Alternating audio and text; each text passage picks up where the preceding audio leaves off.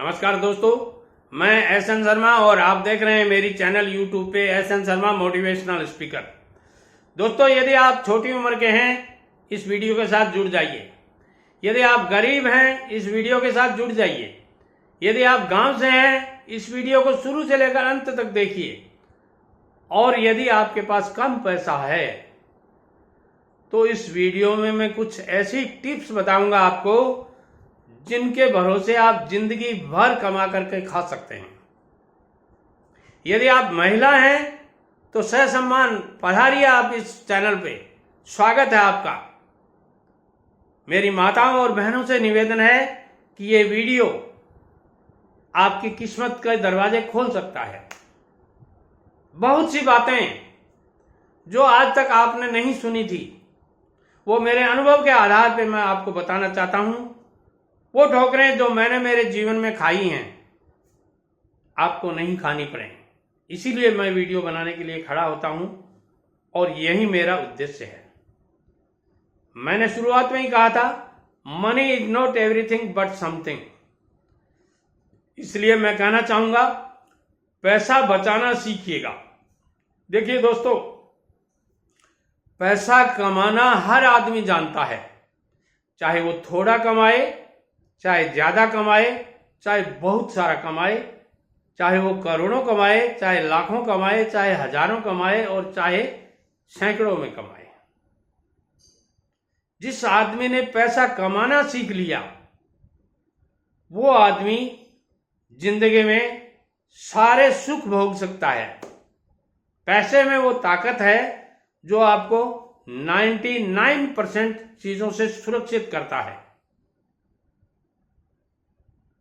एक सेठ जी के लड़का था, वो रात को नींद नहीं आई, 3 तल्ले मकान पर सोया हुआ था, छत पे टहल रहा था। पड़ोस में एक झोपड़ी नुमा मकान में एक पड़ोसी था जो मजदूरी करके आता था और रात को 9 बजे सोता था, सुबह 6 बजे उठता था। सेठ के लड़के ने सोचा कि क्या कारण है, मेरे पास सारे सुख सुविधाएं हैं मगर उसके बावजूद भी मैं चैन की नींद नहीं सो सकता। और ये देखिए, रात को 9 बजे सोया, सुबह 6 बजे उठेगा और रोज का क्रम है। उसने सेठ जी को कहा, पापा जी, ऐसी कहानी है, अपने पड़ोस वाला बहुत आराम से सोता है और मुझे नींद नहीं आती, मैं कई बार आपको भी टहलते हुए देखता हूं। सेठ जी ने कहा, बेटा, इसके 99 वाली बाकी नहीं लगी। बच्चे ने कहा, वो क्या होती है? बोले, मैं बताता हूं तेरे को। सेठ जी ने एक थैली में 99 रुपए डाल के बच्चे को दिए और बोले, धीरे से गरीब की जो झोपड़ी है उधर फेंक दे। उसने धीरे से नीचे आके धीरे से फेंक दिया। सुबह जब मजदूर आदमी था वो उठा तो उसने देखा ये क्या है, तो उसने खोला। खोलते ही उसने देखा 99 रुपए हैं। गिना एक एक को, 99 रुपए हैं। पूरे मोहल्ले में सबको बताया, मेरे को 99 रुपए मेरे घर में मिले हैं, किसी के हैं क्या? तो जो जानबूझ के डाला वो कैसे हाँ भरेगा? और आस पड़ोस वाले सब ईमानदार थे, उन्होंने कहा, भी हमारे तो नहीं है, तुम्हारे ही होंगे, तुम्हें ध्यान नहीं होगा। अब साहब उसकी मजबूरी थी, उनको घर में रख लिया।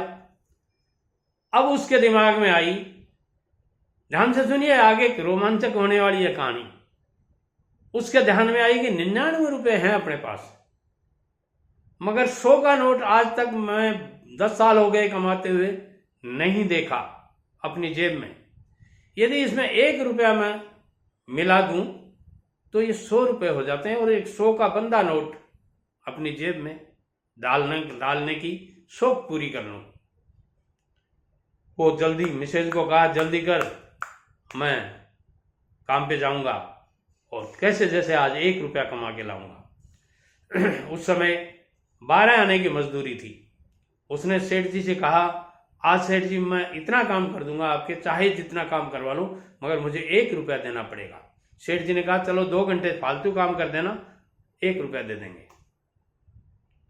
अब वो पूरे दिन मेहनत करता है, रात को जब घर आता है तो वो 1 रुपया उसमें डालता है और डाल के गिनता है कितने रुपए, तो वो 96 रुपए ही मिले, 96। उसने मिसेज को पूछा, रे रुपए कहाँ गए, 3 रुपए कम कैसे हुए? बोले 1 रुपये इस बच्चे को दे दिया, 1 रुपये इस बच्चे को दे दिया, 1 रुपये इस बच्चे को दे दिया। इनको भी बहुत दिनों से तलब थी कि अपने को कुछ खाने को मिले, कुछ अपनी शौक पूरी करने को मिले। और दोस्तों ऐसे करते करते 1 दिन, 2 दिन, 100 दिन और 365 दिन यही कहानी रही। वो रुपए 100 नहीं हो पाए। कभी बच्चा बीमार हो जाए, कभी कपड़ा लाना है, कभी कुछ लाना है, उसमें से निकलते गए और वो 99 वाली बाकी पूरी नहीं हो रही। किसान, वो मजदूर जो रात को 9 बजे सोता था, वो रात को 2 बजे तक नींद नहीं आती, करवटें बदलता रहता। सेठ का बेटा उसको ऊपर से झांकता रहता, देखता रहता। सेठ के बेटे ने अपने पापा से कहा, पापा जी। बोले क्यों? बोले वो अपने वाला रोग उनके भी लग गया। बोले क्या? बोले वो आपने 99 रुपये दिए थे ना, तब से मैं देख रहा हूँ वो सारी रात सो नहीं पाता है। बोले बेटा इसी को 99 की बाकी कहते हैं। ये 100 पूरे नहीं होने हैं जिंदगी में दोस्तों, मगर इन 100 की जरूरत होती है, हर आदमी की लालसा होती है। इसलिए मैं कहना चाहूंगा, यदि आप पैसा बचाने के 6 नियम सीख लेंगे तो जिंदगी भर आपके पास में अथाह पैसा होगा। कभी भी ज्यादा खर्चा नहीं करें, पहला टिप है, ध्यान से सुन लीजिए। अपने बेडरूम में, अपने घर के किसी एक कोने में जहां आपकी नजर ज्यादा पड़ती है, वहां लिख के रख लीजिए, आवश्यकता से अधिक खर्चा नहीं करें। यदि ऐसा करेंगे आप तो आपके पास में बहुत पैसा हो जाएगा। कंपाउंडिंग इंटरेस्ट की ताकत बहुत है दोस्तों। आज का 1 रुपया बचाया हुआ 100 साल बाद में, 5 साल में डबल करने के हिसाब से 20 लाख समथिंग थाउजेंड होता है। बहुत ताकत है पैसे में। अगली बात मैं कहना चाहता हूं कि दूसरों से पैसा उधार नहीं लें। 200 रुपए की जरूरत है, 500 रुपए की जरूरत है, इधर वाले मित्र से मांग लिया, हेलो अंकल मैं वो बोल रहा हूं, बोलो बेटा मुझे 5000 रुपए की जरूरत है, परसों लौटा दूंगा। ऐसे करके आपने यदि काम निकालना शुरू कर दिया तो मैंने कईयों के घर उजड़ते हुए देखे हैं। इसलिए पैसा बचाना सीखिए, पैसे को खर्चा कम करना सीखिए। एसेंशियल जरूरतें हैं आपकी, वो जरूर पूरी कीजिएगा, मगर फालतू का खर्चा, फिजूल का खर्चा वो मत कीजिएगा। तीसरा टिप ध्यान से सुन लीजिएगा। 99% इस रोग से पीड़ित हैं। जो तीसरी टिप बता रहा हूं ना, इसमें आप अपने पापा जी को पूछ लीजिए, अपने दादाजी को पूछ लीजिए, अपनी माता जी को पूछ लीजिए, अपनी मिसेज को पूछ लीजिए। 99% लोग इस रोग से दुखी हैं। किसी दूसरे को पैसा उधार ना दें। कोई भाई को देता है, कोई भतीजे को देता है, कोई चाचा को देता है, कोई ताऊ को देता है, कोई मित्र को देता है, कोई साड़ी को देता है, कोई जीजा को देता है, और कोई दादी को देता है, कोई दादी को देता है। और ऐसे करते करते अब दादा दादी तो गांव में आपके जितने बुजुर्ग हैं वो सारे दादा दादी हैं। हाँ, उनकी हेल्प कीजिए, मगर उधार मत दीजिए।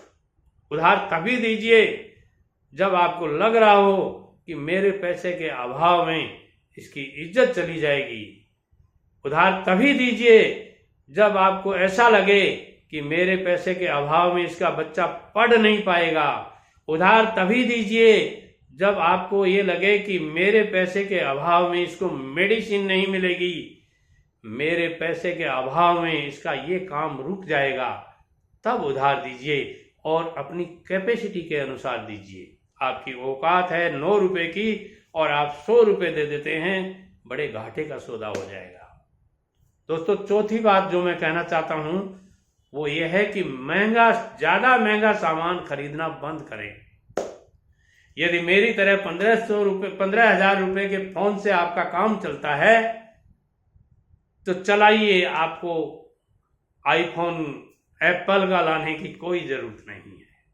ये मेरी सोच है। हाँ, लाइए आप। यदि उससे आप लाख रुपए का फोन आता है, 1.25 लाख का फोन आता है, 1.5 लाख का फोन आता है, उससे आप 2.5 लाख रुपए अर्न कर सको तो जरूर लाइए, नहीं तो केवल दिखावे के लिए या अपना प्रेस्टीज पॉइंट बना करके लाएं, या क्या कहना चाहिए, स्टेटस सिंबल बनाने के लिए मत लाइएगा। हमेशा पैसा इकट्ठा करते रहें। ध्यान से सुनिएगा, हर दिन पैसे की बचत होनी चाहिए। एक ऐसी जगह डाल दीजिए जहां थोड़ा थोड़ा हर घर का सदस्य उसमें पैसा डाले, या अलग अलग पैसा बना लीजिए कि वो अलग अलग उसमें डालते रहें। डेली की बचत,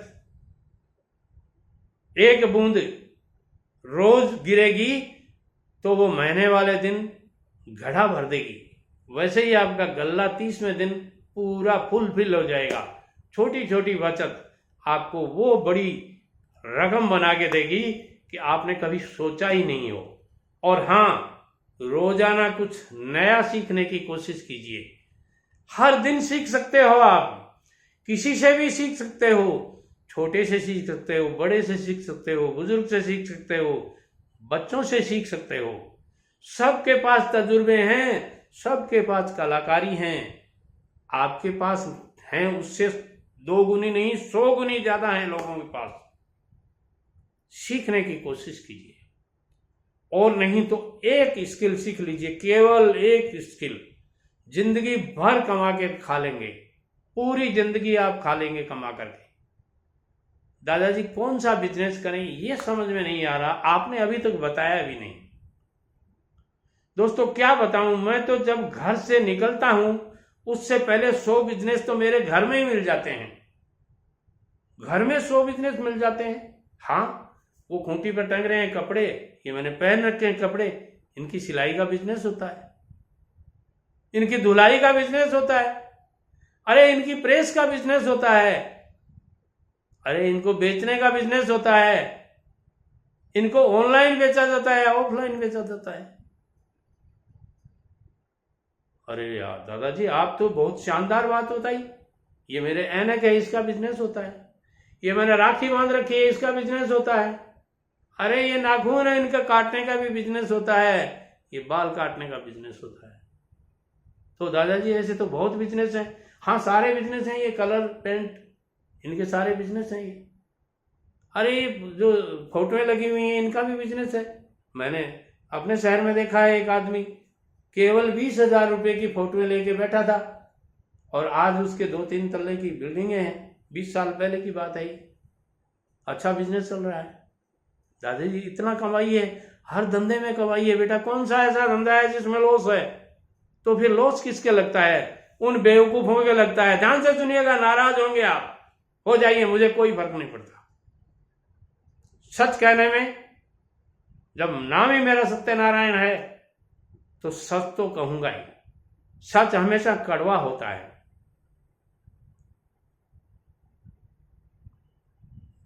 बिजनेस में लॉस उन्हीं के होता है जो बेवकूफ होते हैं अथवा बेवकूफी करते हैं। दादाजी बेवकूफी कैसे करते हैं? अरे बेवकूफी कैसे नहीं करते। 100 रुपए का सामान लाया आपने, 110 रुपए में बेचना था। अब आपने उसको ऐसे जैसे जगह रख दिया, चूहों ने कतर दिया, अब वो 70 रुपए में ही कोई लेता नहीं है। ये आप ही की तो बेवकूफी है। 100 रुपए का सामान था, आपने 110 रुपए में उधार दे दिया, अब वो 100 का 100 चला गया, केवल 10 रुपए कमाने के चक्कर में आपने उधार दे दिया। दादाजी ऐसा भी होता है, बिजनेस में ऐसा ही होता है। 90% बिजनेस में ये उधारी के कारण फेल होते हैं। तो फिर क्या करना चाहिए दादाजी? नकद में तो कोई ले जाता नहीं है। अरे क्यों नहीं ले जाता? सारी दुनिया नकद में चल रही है और आजकल तो मोदी जी भी कहते हैं सब कुछ नकद में करो, ऑनलाइन करो, ऑफलाइन करने की भी जरूरत नहीं है, घर बैठे कमाओ। और माताएं बहनें भी आजकल घर बैठे बहुत से बिजनेस करती हैं, साड़ियां बेचती हैं, ऑनलाइन बेचती हैं, ऑफलाइन बेचती हैं। आप भी ऐसा कर सकते हैं। वीडियो पसंद आए लाइक शेयर और कमेंट करें और चैनल को सब्सक्राइब करें।